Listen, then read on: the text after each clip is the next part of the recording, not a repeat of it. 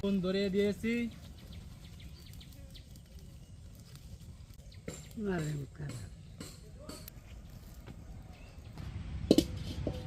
মুরগি সিদ্ধ করার জন্য দিয়ে দেবো পানি।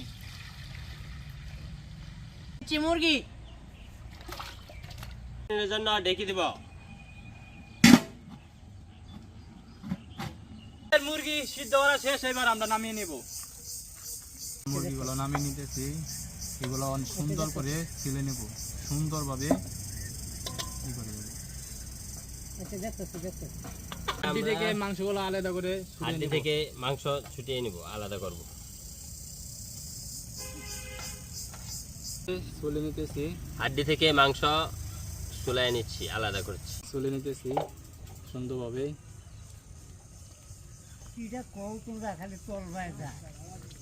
আলাদা রাখতেছি, শুধু মাংসগুলা এই দেখেন, এগুলো আমরা সুন্দরভাবে আলাদা করে নিতেছি হাড্ডিগুলা থেকে। আমাদের মুরগি ই করা হাড্ডি থেকে মাংস ছাড়ানোর কাজ শেষ।